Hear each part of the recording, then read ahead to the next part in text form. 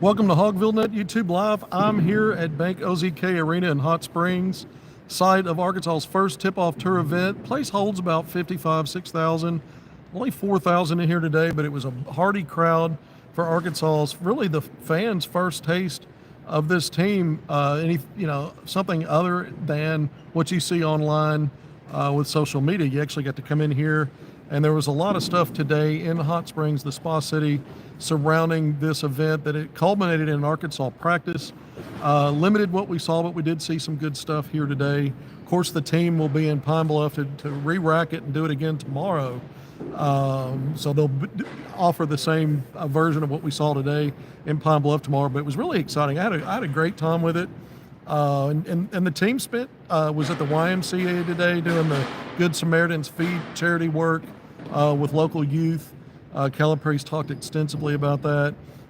They got here to the arena, I think it was getting close to 2 o'clock. I had just showed up and got video of that tweeted out. I've got a lot of content out there from the practice that they did, a lot of stuff when they got off the bus, a ton of stuff, photos, videos, again, highlights from practice, all of that. I've got it over at HogvilleNET. It's also on a linked article to HogvilleNET that I've tweeted out already. And of course, my Twitter handle is @ARHoopscoop. I'm Kevin McPherson.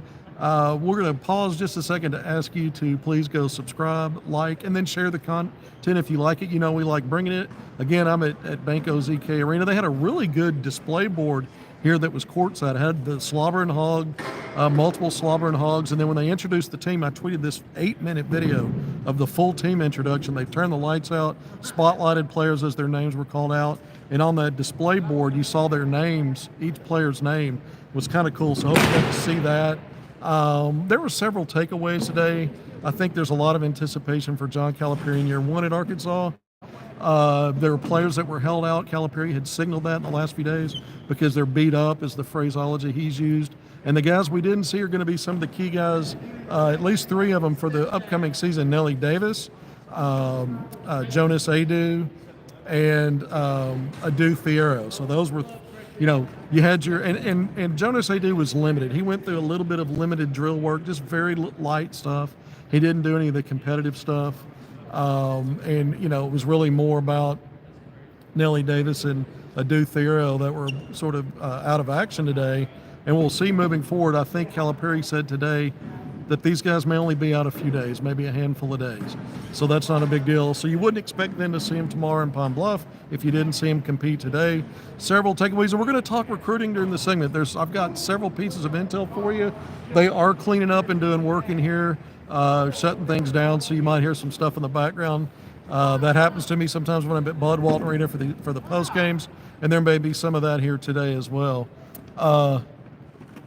Nelly had something on his hand and wrist. Yeah, nothing specific, no comments in terms of what's going on. And maybe there's something that's out there that I haven't seen yet in terms of. But Calipari, I'm going to talk about this when I get to the recruiting part. Calipari was here. He did not take part. He did not conduct the post-practice presser. That was associate head coach Kenny Payne who did that. And then we had the player interviews that we had in the media room were Carter Knox and Trevor Brazil. So I'm just going to go off the top. Let's just really talk about what we saw basketball-wise. We could spend a lot of time on the, and Calipari was on the mic talking to fans, and some of that was during practice and about what we saw at practice. So I will talk about that. But just getting really into it, I mean, Arkansas started off with some full-court layup drills, and they were doing left hand, right hand. Then they expanded those, and by the time they finished the full-court shooting drills, they were taking 3-point shots.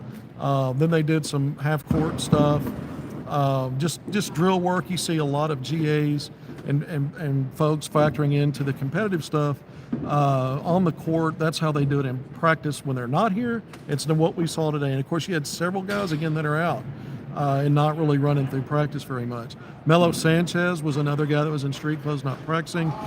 Kashmir Chavis, the freshman guard, Arkansas's final piece, actually, to the roster, was in street clothes. And we know Lawson Blake, the walk-on big man that's been part of the program for years, he's probably lost for the season. I think he's going to try to start doing some stuff after the first of the year. I don't know if he'll ever get to a point where He'll be ready to be full go, and he's a guy as a walk-on that is not factoring in necessarily, but you'd like to have that extra big body because I think Arkansas's front line, especially if there's other injuries, kind of thin. There's not a lot of players there on that front line. I think the backcourt and the wings are deep, not as much on the front line. But man, the talent's there. And I'm going to tell you who stood out to me.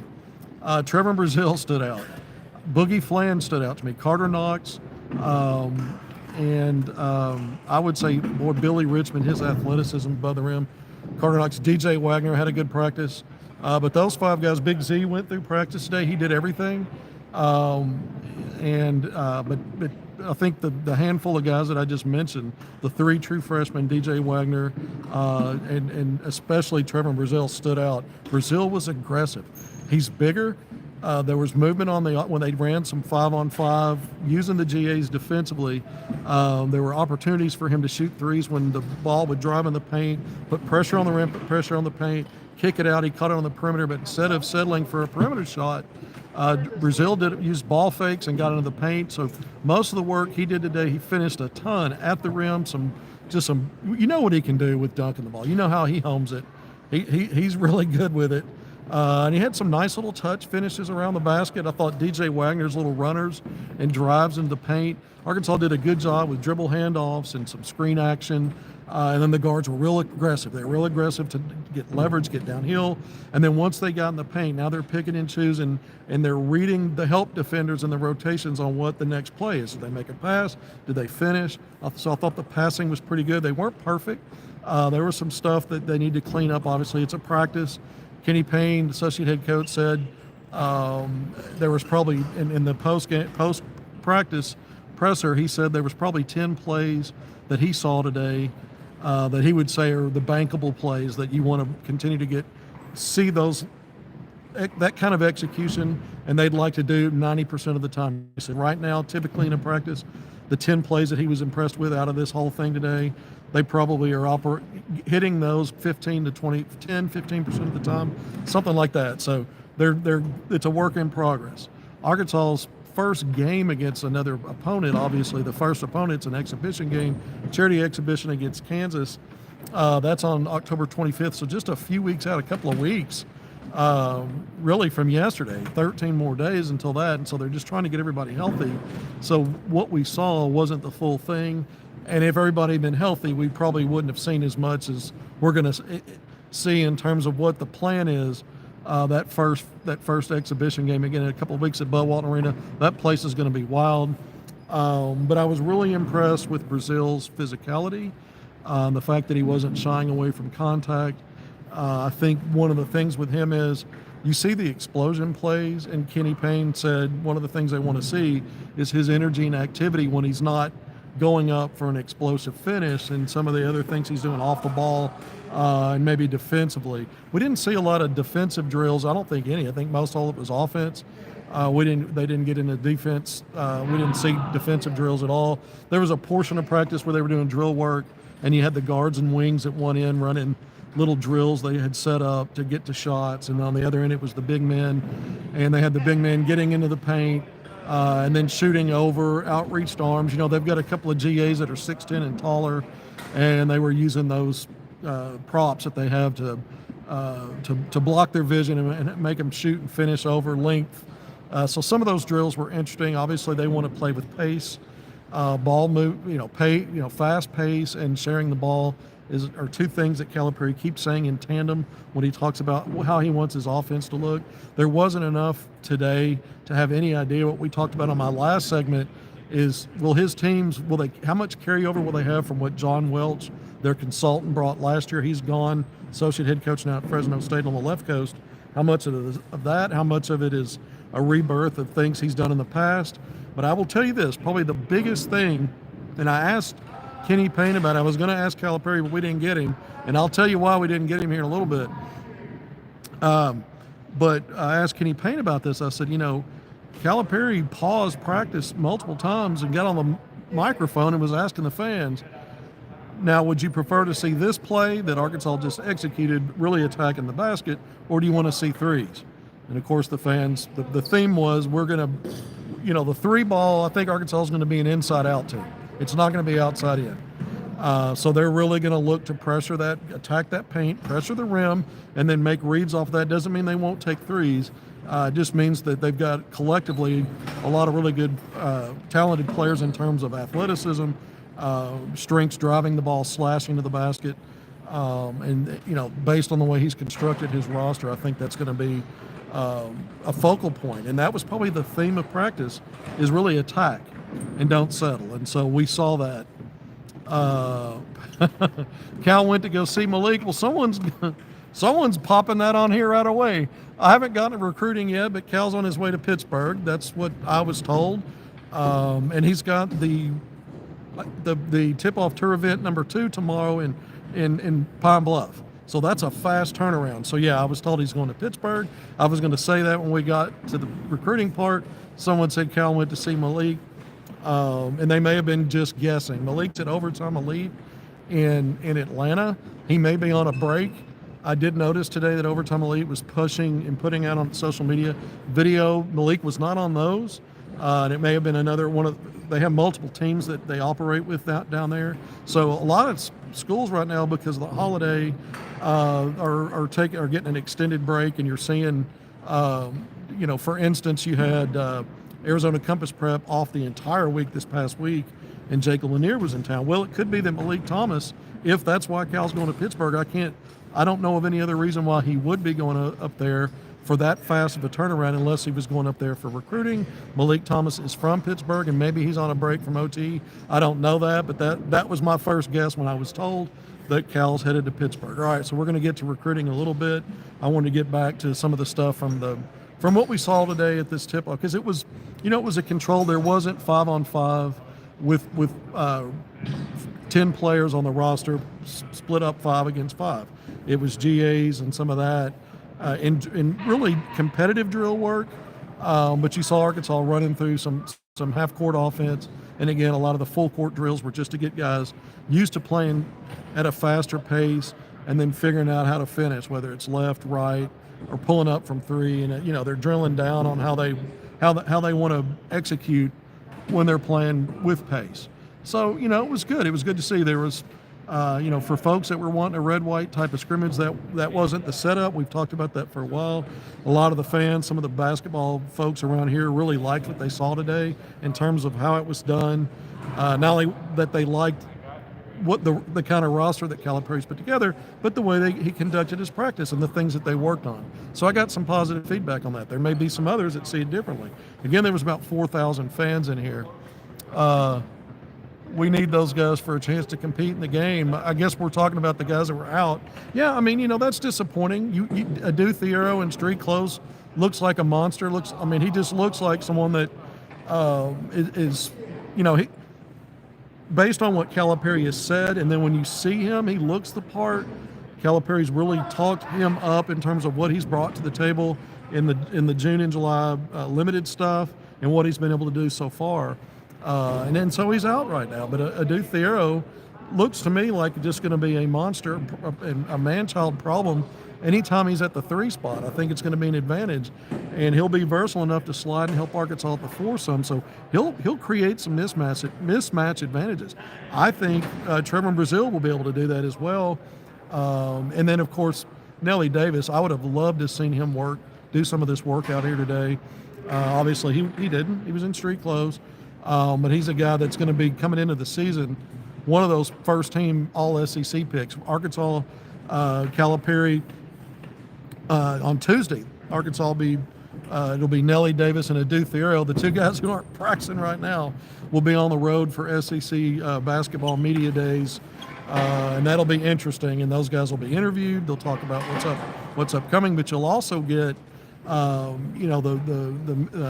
projections for the order of finish in the SEC, and then you'll get some preseason picks in terms of player of the year and some of the other stuff. First team, second team, all preseason picks. Both of those guys are certainly Nelly Davis, probably Jonas Adu, who's not going on that trip, as I understand it, and potentially Adu Thiero could be, should be or may all be part of some of the preseason picks for All SEC. So we'll see about that. I'm going to be in Pine Bluff tomorrow. I'm going to come in. I'm going to be there to cover that event as well. I'll put content out again. I imagine it'll be similar to what we saw today, if not, but we'll see. There'll be some nuance because players will do different things when they get on the court and have some of their competitive opportunities. But I would say this: I really, again, running back through it, Carter Knox showed me several things today. He's in great shape. He looks to be a legit 6'6" to me, but strong. Finished around the basket on drives. He had a nice little corner three off a pass. So it's not like Arkansas didn't take any threes in practice today, but did some good stuff. Billy Richmond, to me, his athleticism is insane. I mean, when he's up at the rim, man, it looks like he's looking down at it, and it looks effortless. And so in drill work, and when he threw it down, man, you take notice of that. And again, I thought DJ Wagner was just, he's steady. He's steady, and he picks his spots. But every little runner and shot he got into the paint, he hit them all. And then Boogie Fland, I know he probably did miss a couple of threes, but it seemed like he hardly missed any. Someone who was here that I talked to after, he's like, man, I didn't see him miss one. But Boogie Fland is just smooth.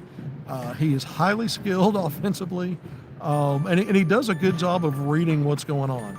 So he's not just looking for his shot every time. He's picking and choosing based on how he's defending and how the help comes. And so he did a good job of getting off the ball and finding guys. I had one highlight I put out where he penetrated here from the left side, got all the way to the basket, and he probably could have shot a layup, but you saw Trevor Brazil coming from the opposite side in the opposite direction, and he just laid off a nice pass, easy catch, and dunk for Brazil. It was just one of those plays that goes back to what Calipari talks about, the pace and then sharing the ball. Your guards, your primary handlers are going to have to set guys up, set your bigs up, set your other guys up who are not primary ball handlers. And so we did see that today.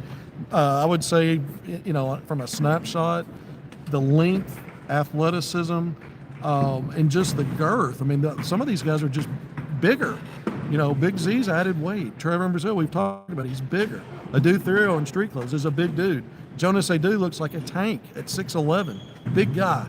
We didn't see him involved a whole lot today. He did a little bit of drill work, not a lot. And he certainly, I didn't see him in the mix in the competitive stuff really. But you've got, the more that Calipari now talks about, he thinks this team will be physical enough, especially on the front line. It was more of a concern for me back in the summer, but when I've seen the work Brazil's done in the weight room, when I see Big Z, and then when you see Jonas Adu in person, I mean, he's a sizable guy. And so Arkansas is going to be tested soon enough. We're going to see the live rounds and against real competition, not just what we saw today. And what we saw today was good, though. There was a lot to pull from that. Yeah, I can't wait to see him play. Boogie and Carter look ready. And this crowd was excited. This was, again, 4,000 or so, and I thought they were hard. It was, an excited crowd. Every time, Calipari spoke, you could feel the energy. Everybody's behind him, was today. And you could sense this anticipation building up around the state. Football season obviously is going on right now, midway point there, but I think most Razorback fans are excited about this season because of the roster that's been assembled. And anytime you've got multiple players, basically a third of your top 9 rotation, really not going through the full brunt of practice, there's a lot left for you to wonder about. There's still a lot we're going to learn. Had everybody been available, we only see really what they want us to see. But we start seeing things when they play another team. And again, 13 days from now, by the way, that game will be at 8 o'clock or 7 or 8. I've got it. I put all the times and I've forgotten. It's a night game. It's a primetime game, and it'll be on SEC Network. So not even a live stream. It'll be on the proper SEC Network. Everybody will be able to see that against Kansas at Bud Walton Arena. That place will be rocking. Way more excited for basketball and football.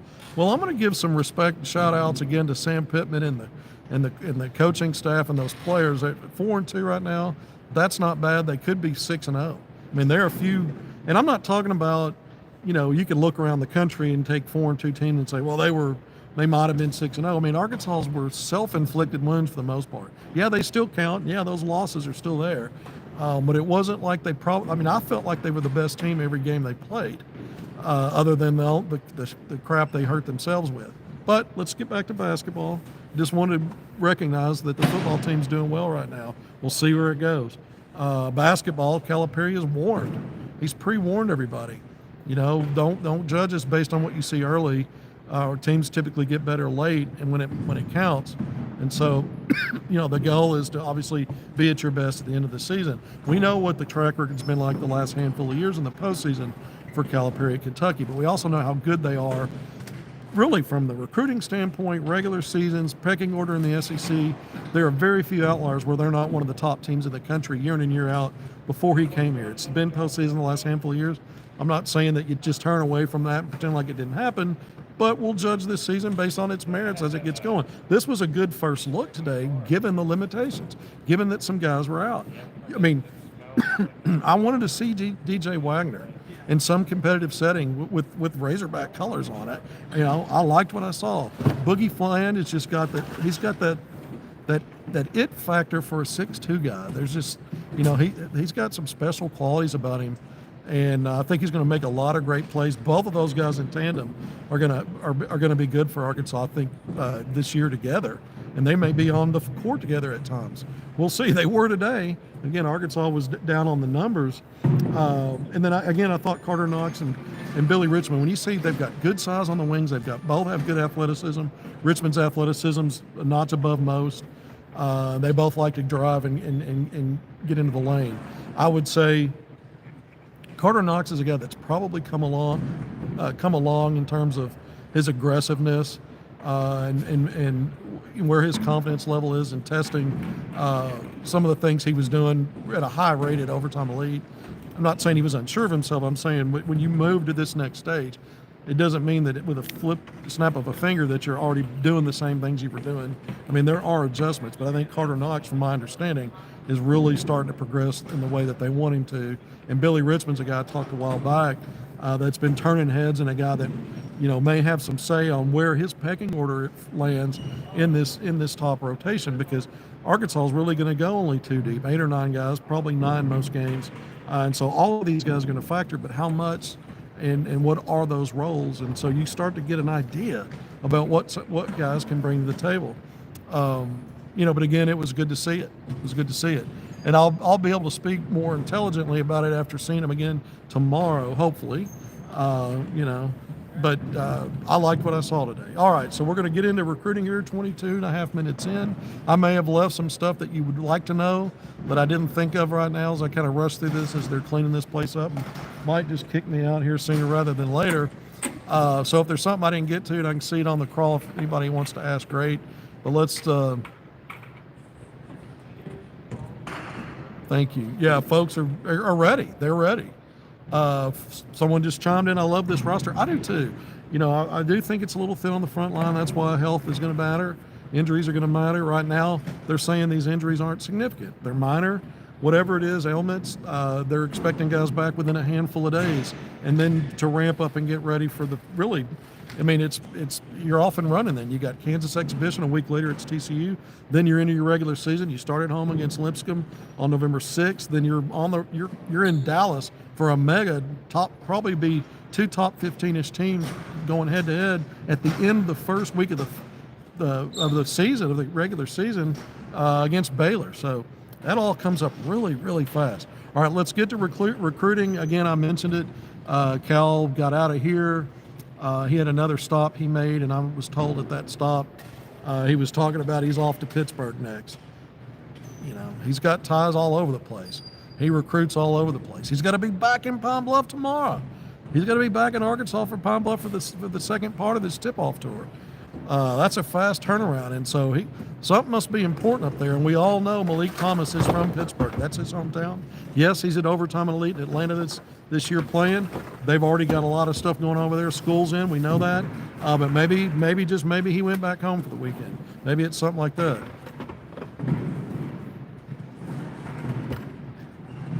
Calipari gets around. Well, I mean, he said he was moving the headquarters, but the guy, he recruits coast to coast and recruits the best players in the country. And that's just how he rolls. And so most programs and their coaches have to travel. He moves a little bit differently. He's got that's why they call him the Hog Father. That may sound corny, but I think it's perfect. I think that's just right. Big Z and Adu will be the best bigs in the league. Well, and I think throw Trevor Brazil in there. Throw Trevor Brazil in there. This guy's got a chance to capitalize on the promise that we knew was there. The last 2 years we've seen glimpses, and more than just a game here or a game there. There was a decent body of work because he only played 35 games in 2 years, basically a full season. So there's at least 12 games you could pick out. At least a third of that were just outstanding, and then some other solid ones around that. So let's see if he can stay healthy. Let's see if he buys. If this change of regime and this change of doing the way in doing things is to his benefit. I think it is. Everything I've heard is this would be a perfect match and fit for him. Calipari as his coach, and so that's something we're going to keep an eye on. Today, he was impressive. I don't know how many more times I could say it. If any one guy stood out, it was Trevor Brazil.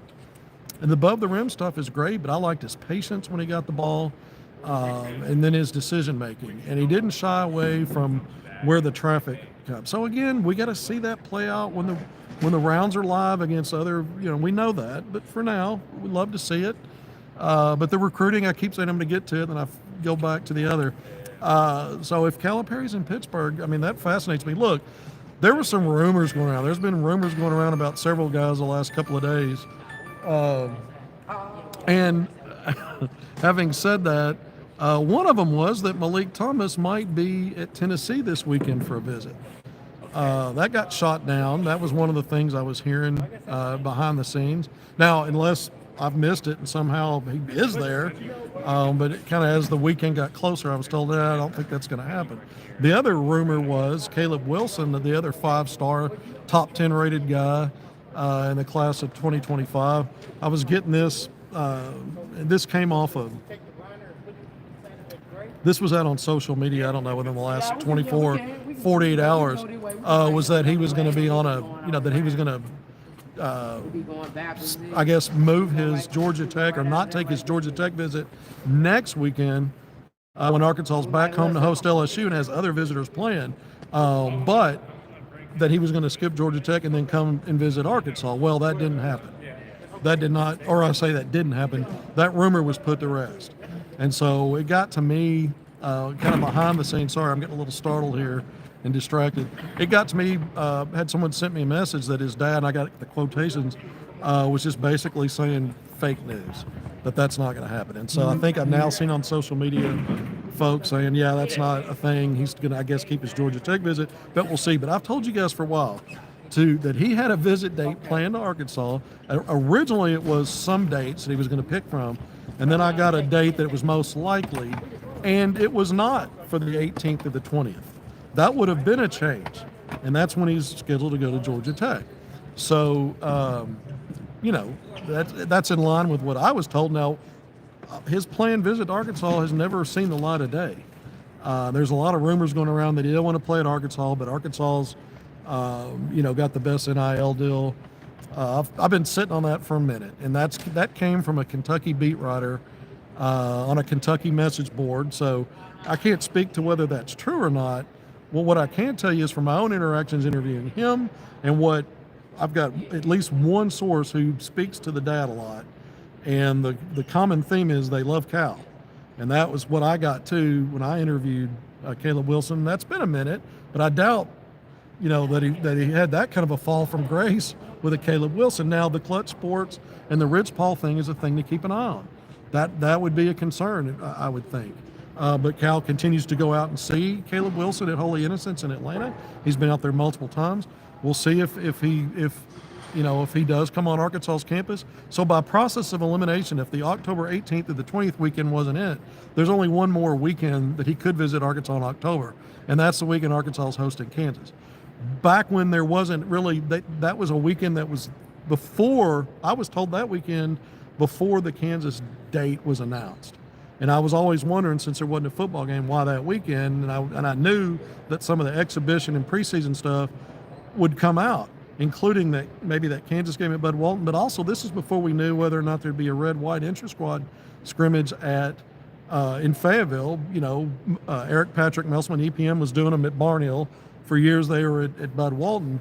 And I wondered, would they put that kind of late in October and maybe get him in then? They had the off weekend where we're in now, but they decided to do these tip-off tour events and not do recruiting this weekend. So there's that, off campus with these in Hot Springs and Pine Bluff. So as we start to look at it, does Caleb Wilson make it to Arkansas? Does Arkansas have the best NIL offer on the table for him? Maybe even probably. Arkansas is strong in NIL. They have valuations for everybody they're recruiting. I still think, I said it when I did the Midnight Madness special, the Saturday night, Sunday morning at midnight, when Malik Thomas was on campus, that I heard that visit was going extremely well, beating expectations, and it already had high expectations. I have had a follow-up. I can tell you since then, I can tell you the staff is thinking that visit went really, really well. They understand he may still take his visit to Kansas State, which that's gone public that's supposed to be at the end of the month. That weekend that Arkansas is hosting Kansas, weekend after next, for that exhibition game.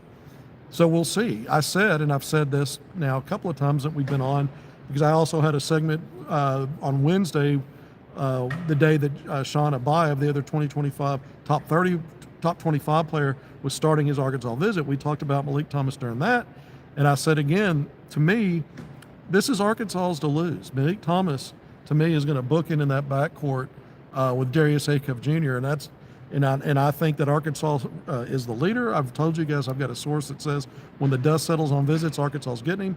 There are other folks that still aren't so sure about it. There are other folks that cover this stuff behind the scenes that are telling me, hey, maybe at least one thinks Kansas State may emerge as a leader. The only way, and I've mentioned this, the only way I see that is if this becomes an NIL leverage deal, and Arkansas will set limits to what it wants to do.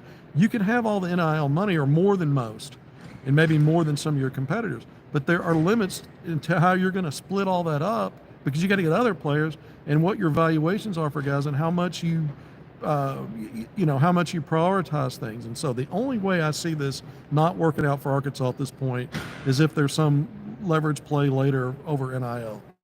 Otherwise, if he takes the Kansas State visit or not, and he could not take it, he could end up deciding he's done now and it's Arkansas. I think the only other thing maybe to,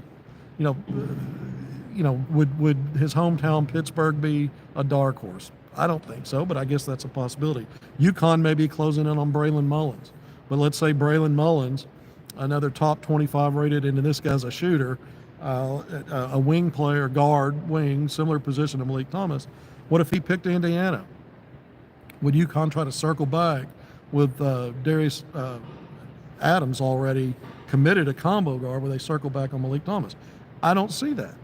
I don't think they were ponying up the NIL money for him to begin with, compared to what other schools, including Arkansas, were offering. So I think this is really down to Arkansas when is an announcement made. I don't have any wind or knowledge of a private or silent commitment. I've repeated that each time we've talked about it, so I'm still there with it. I'm not 100% that he ends up at Arkansas, so I'm not there with it. I think when you see some of these crystal balls or FutureCast, all that, I don't know if any of those guys are ever 100%. They go maybe with their gut or something they know, and then they can always change it. If I was doing one of those, I don't know that I would do one now, but I'd be pretty close to it. But I'm rarely 100% on something until I hear about that private or silent commit, and then I tell you guys, and it's just a matter of time. All right, so we're not quite there yet, but I do think Arkansas remains in the driver's seat for Malik Thomas. By the way, the 6'4" guard, I think he projects as a 2, can play on the wing. He'll have his opportunities on the ball, certainly in ISO, and just running good offense because of his ability. Multiple guys will do it. They always do under Cal. They did it last year at Kentucky when you looked at Reed Shepherd, Rob Dillingham, even DJ Wagner, Antonio Reeves, who was a transfer, not a high school recruit that played there. They were loaded in the backcourt. And Arkansas looks loaded again in the backcourt. Believe me, I saw it today. Wish we could have seen Nellie Davis. That would have been a real nice treat, because the other backcourt guys, the wings and guards, look sharp for the most part. So I think Arkansas again with Darius Acuff. If you get Malik Thomas, I've said it a bunch, I'll repeat it here again. This is the top backcourt in the country that's been recruited. It's over. There's no discussion after that, in my opinion. And so we just see what happens with Malik Thomas. Arkansas continues to recruit. You've seen a flurry of visits now. You had a pushed-up visit for Sean Abayev. the 6'7" combo guard wing out of Fort Lauderdale, Florida. Because of the weather there, because of Milton, they moved his visit up to midweek. It was supposed to go Wednesday to Friday. On Thursday, I was told that he was already off campus, and so it was a day, basically a more than half of a normal visit, but not quite a full visit. But again, you travel stuff, and they had to move it up. There were other things going on. Calipari was in Little Rock. I was there for he was the featured guest speaker at the Little Rock Catholic High School alumni dinner. I think they do that every year, but he was there for that. I had a little mini press conference before that, and so, but he was in Little Rock at that point, and Abayev had already wrapped up his visit, and which I was told went great. I've got one source that thinks he's Arkansas's if it worked, that Arkansas right now would be looked at as the leader in their mind. Okay, we'll see. We'll see what happens there. I don't have any direct source on that, and this one is more of someone that covers basketball, and it's coming from that camp, and so I don't know who their sources are. So it's not a direct source to me. All right, so Abayev, and again, I've mentioned this. This is not an either or with Malik Thomas or Sean Abayev. One's not a backup plan. It doesn't mean you're going to get both. It just means that Acuff, the lead guard, Malik Thomas as a 2, and then Abayev is a multi. I mean, he can play offensively 1, 2, or 3, but at 6'7", he can play alongside those guys and be a versatile wing that you can put on the ball at times. So impressed with his reads on the court, his pace, his patience, his understanding of the game, and then his talent to go execute. I could say that about all of them. I will. Malik Thomas, to me, he's got that it factor, that swagger. I continue to tweet out the highlights that come out of Overtime Elite, and I just love all the stuff he's able to do with his length, athleticism at 6'4", his skill, his polish, and then the confidence. He exudes it, man. And I mentioned this when I interviewed him back in May in Kansas City, watched him play. Of all these top-level 5-star guys at Arkansas and Calipari recruiting guys I've seen, and I've seen them all, of all of them, there's just something about him that stands out a little bit more to me, and it's probably the swagger. He's just my kind of player, man, the confidence level. So we'll see. But again, I think Acuff, they're killers, man. These guys are 20-plus points per game on the Nike circuit. There's no other way to say that. Then they're just killing the basket every time they step out. But they can do other things. You watched Acuff in international playing, Team USA, playing on the ball. He sets guys up. He's not a selfish player. And so again, if you were to get those 3, great. I think Arkansas is still doing work though, and this is what's interesting. Chris Anak Jr., let's see if he keeps his visit. Another top 10 rated 5-star, 6'10", pushing 6'11", Link Academy, just up the street in Branson from Fayetteville. Was going to visit Arkansas in mid-September. Then it was decided 18th to the 20th. Haven't seen that published as much lately. Let's see if he keeps that. But look, this could be a situation if Caleb Wilson. He's been on Kentucky's campus already. He's been on North Carolina. I believe was scheduled to go to Tennessee this weekend for a visit. Abayev is legit, man. The dude's really good. One service has him ranked 24th. The other one's around 29. I don't think there's 15 players better than him in the country, and I think he's a 5-star. So we'll see if that ends up happening with him. If he gets that kind of movement, he should, I think, based on things I've seen him do against other 5-stars. So I'm not just throwing that out there. But going back to Chris Anak Jr. And Caleb Wilson. Caleb Wilson's supposedly visiting Tennessee this weekend. Not sure if he's made it to that visit or not. I haven't checked to see about that. Been kind of busy. But either way, Kentucky's in the mix there. A lot of people thought he had a great visit at Kentucky, and it looked like he did.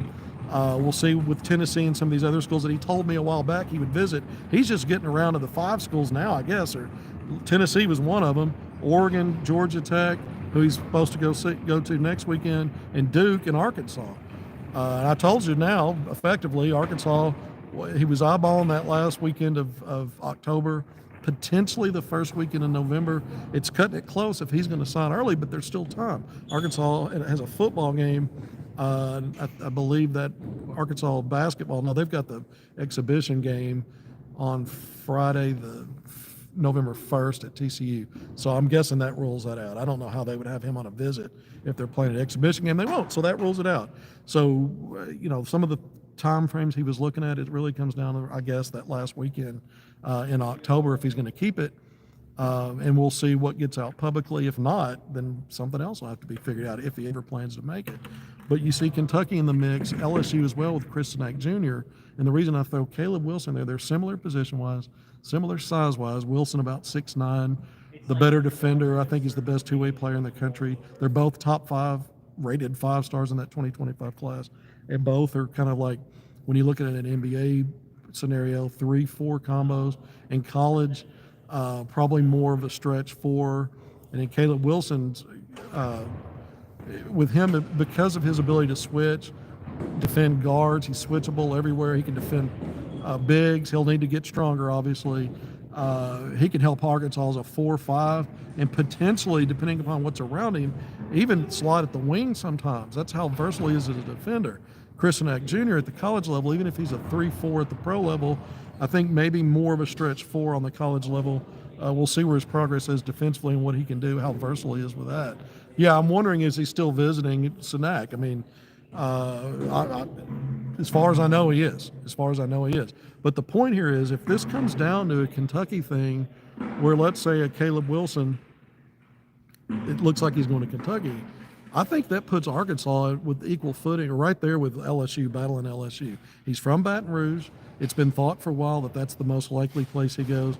But, man, a chance to play for Calipari with the NIL money Arkansas has and what he does to develop guys and get them to the next level, not only gets them drafted, but look at the track record with max contracts and what his guys are able to do in 1 year of development and learning all the stuff. Development's not just about what you do on the court. It's preparing you to be a pro. What's the best way to be a pro? And he's had so many of them. There's no other coaches that can even bring that to the table in any, I mean, it's like, it's like anything else. His track record is so good, it's hard to turn away from that and turn that down. And so we'll see. But could this be? It's a question. Could this be a scenario where it's a Sinak or Caleb Wilson, and you're kind of it's juxtaposition with Kentucky, with other schools in the mix. There's other schools in the mix. They're taking other visits. But could it turn into something like that? I mentioned Mika Murinen. Arkansas wasn't even on the radar. There are people that think it's between some of the schools he's already visited, Utah, Kansas. I don't know if he's been to Kansas. It wasn't one of his recent visits. I know it was Utah and Michigan, then Arkansas. I reported you guys. I told you, a source that spoke with him said Arkansas was his best visit, and he had just been to Utah and Michigan in that order, Utah, Michigan, and then Arkansas. Then he had a Duke visit scheduled the weekend after his Arkansas visit that he didn't take. He was going to set up a Kentucky visit. That didn't happen.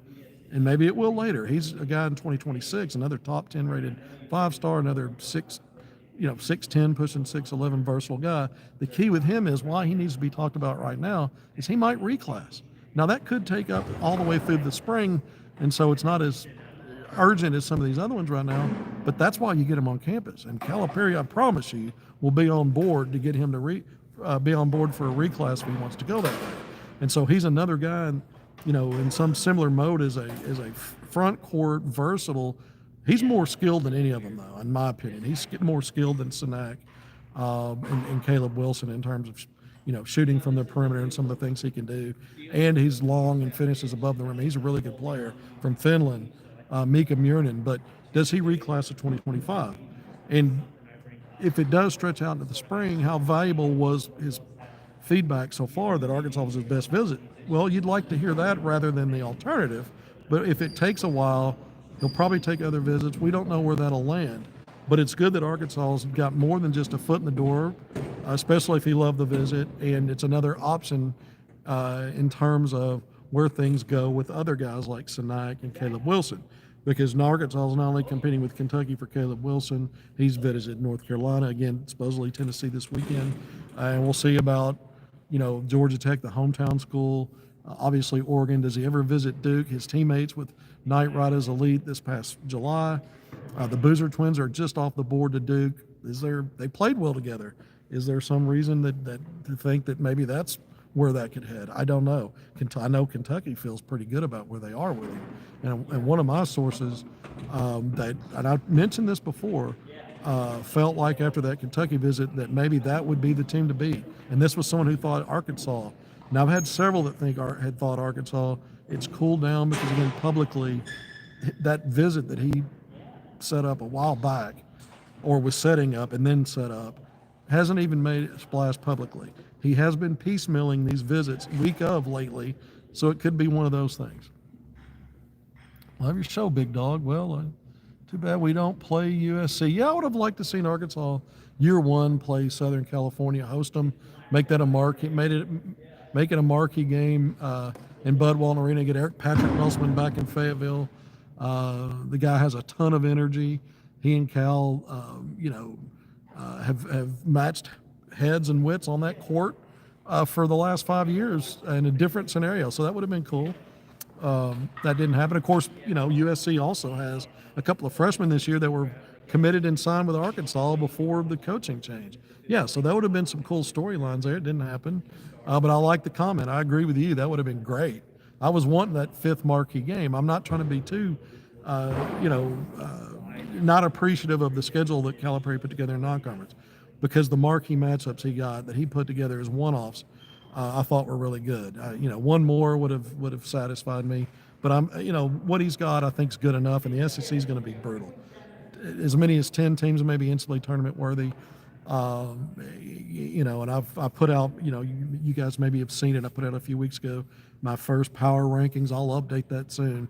And I had Arkansas third, behind Alabama and Auburn, the two football schools that are now they're both really good in basketball, have been for the last few years. Am I coming down to Pine Bluff tomorrow? You betcha. I got to cover if there's basketball that matters in this state, I'm going to be there if I can. And sometimes I miss stuff because there's more than one going on at once, but I'll be there tomorrow. I'm here in Hot Springs tonight. I'll be back in Little Rock, easy drive tonight. Sleep in my own bed, and then I'll be in Pine Bluff tomorrow, and we'll do this again. It was a lot of fun today. I've enjoyed it. I'm sure I'll have fun tomorrow. I like talking recruiting. The thing about J.J. Andrews, by the way, we've talked about this. He had a visit scheduled for that weekend, the same as Chris Sinak Jr., the October 18th to the 20th, and then he put out the same day I was going to their practice, earlier in the day, he put out his updated visit list, which he does when he adds teams, and Arkansas was gone. And I'd just been on an interesting phone call about him and coaches from other high major schools wanting to come in to see him, and they're feeling like that, he's open game, and it maybe not Arkansas's. Well, Calipari's offered him. Calipari's seen play multiple times in person. Arkansas had an assistant coach come down a few weeks ago to see him at practice at Little Rock Christian Academy.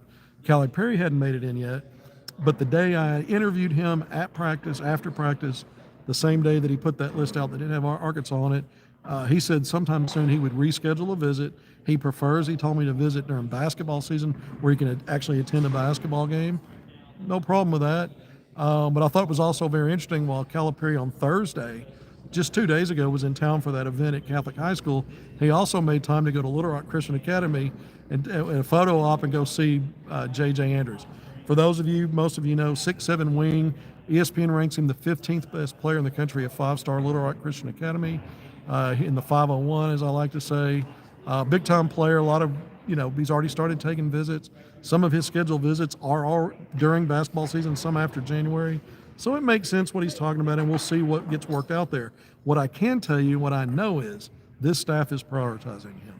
So if there's any question about that, where, he didn't have, all of a sudden now he's not taking that visit, I wouldn't worry about that, what that means. I think, and, seeing Calipari again at practice speaks volumes to me this week that they're serious about him, and then I know for a fact that they are prioritizing him. There's no question about it. And they're prioritizing guys they're bringing on campus so far. One of the names I haven't mentioned, we'll see about him, Kingston Flemings. He may be at Gonzaga this weekend, the 6'3", top 20 rated five-star lead guard out of San Antonio. Arkansas's in his Final Five.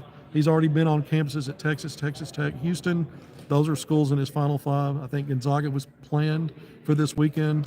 And then Arkansas the following weekend again, when Arkansas is back on the football field and hosting LSU that weekend, the 18th to the 20th. So as it's scheduled right now, we'll see what happens. We've seen weekends and dates move. They've moved around. Malik Thomas made it on campus the third time. Shauna Bives' visit was moved up. We saw Koa Pete not make it, and that's gone dead silent I think it's pretty clear Arkansas is out of the picture there unless something changes. He's a guy I've been told multiple times might wait until the spring anyway. But maybe not, maybe not. And maybe he gets it done and it's one of the in-state schools. Remember, I told you Arkansas would be in his finals list and that he was going to visit Arkansas. He scheduled it. All that was planned. He told me he was going to visit Arkansas. He loves Calipari. But in the end, it might be a school closer to home. He's from Arizona. He's taking visits to Arizona State. I think he may be at Arizona this weekend. So we'll see about him. Maybe it's something else. Maybe it's in one of those two Arizona schools. I know they're putting the full court press on him. But visit dates change. Kingston Fleming's still planning to come in. We'll see. Christinak Jr. still planning to come in. We'll see. J.J. Andrews, we know he's not for that weekend when he was scheduled for it. But Arkansas is going to have a class of 2027. ESPN ranks him the number 11 player in the country, a 5-star, 6'3" guard out of Chicago, Devin Cleveland. And so he will be on an unofficial visit that same weekend, October 18th to the 20th. The rumors again about Caleb Wilson bailing on his Georgia Tech visit next weekend and coming to Arkansas. The dad was telling folks while that was still out there hanging, it got back to me that was fake news. And then shortly after I heard that, I don't know, a few hours later, I saw on social media folks starting to acknowledge that wasn't a real thing. That wasn't going to happen. But things move so quickly in recruiting, especially with the visits, especially with folks changing their minds or having their reasons why they need to change things up. Just got to get used to it. It's sometimes stressful for fans, especially if it's your school that the player doesn't make it. That happens. We just went through a lot of it with Arkansas, but we're seeing it pick up, starting with Mika Miernan at the end of September. Malik Thomas, Acuff came for the second time. Shauna Bob's been on campus. And then again, the following weekend, next weekend, Arkansas will have at least 3 visitors as it's scheduled now. We'll see if that changes. And we'll see if Caleb Wilson, now I've let the cat out of the bag. The weekend projected was supposed to be the final weekend in October. We'll see if that's upheld or not. We'll see what happens there. We'll see if Christinak Jr. is on campus next week. I think Arkansas, when you look at the work they've done to get a lead guard at Acuff, where I think they're about to finish with Malik Thomas, something could upset the apple cart. I think, and I told you, it'll be NIL if it's anything. Everything else is fine. And it's not that Arkansas doesn't have enough. It is, I just think there are limits to everything, and it would have to be a scenario like that. I think it's doubtful that happens, but it could. So I'm leaving that as a possibility. Then with Shauna Bayev, we'll see. Like I said, I've got one telling me that they think that Arkansas is in the lead right now. I mean, that's moved pretty fast. Chuck Martin's been recruiting him for a while, though. And when I interviewed him, he was just waiting on Cal and Chuck to go out and see him, which they did in Fort Lauderdale, Florida, a couple of weeks ago. And then he set that Arkansas visit and got here. So, and even though they moved it up, he did what he told me he was going to do. He said, as soon as they kind of get this thing rolling again and I see Cal, then I'm going to get it set up. And I think that's, I don't think Arkansas is bringing players in that Cal's not locked in on and going to see, talking to, making the scholarship offer, that kind of thing. And so that's, pretty clear that that's how that's progressed. And so now I think Arkansas is, maybe the biggest question marks at this point for me until something changes or shifts, which could happen. Right now, the bigger question marks is what is Arkansas going to do in the front court? When you look around this high school class, this 2025 class, even some 2026, as good as they are, and they're really good, there are not a ton of traditional big men. Most of these front court guys are versatile. They can space the floor. They can guard multiple positions. They have soft skills from the Boozers, from A.J. DeBonsa, Caleb Wilson, Christinak Jr. What is Arkansas going to do to land one of those kind of guys? What's left? And I love Calipari's odds because there's enough of them that he's zeroing in on. Make it a priority to go out and see. I didn't even mention Nate Ament, 6'9". Arkansas's been out to see him 3 times now. I reported the first one. I broke that. Since then, Jamie Shaw of On3 Sports came out and said Arkansas's been back, I think it was a few days ago, I think on Tuesday of this past week, was back out there, and that Calipari made his 3rd trip out there in 2 weeks. Well, the first one was the one I put out. He's a top 5, another top 5 rated one service as a number 3. 6, I make the comparison, Michael Porter Jr. in the NBA. Just a beautiful stroke from 3, long, good athleticism, needs to get stronger, but just a multiple things he can do on the court, makes great reads in 2-man game and slipping screens, setting screens, and how he reads things with the ball. He'll make great passes, immense of talent. So you got another guy to throw in there to that 3-4 projection to the NBA, and probably a stretch 4, maybe play some 3 on the college level. But another one of those guys. So to me, Calipari, if he's been out to see him 3 times, Amit's on track to set an Arkansas visit. He may have already done it, and we don't have a date yet.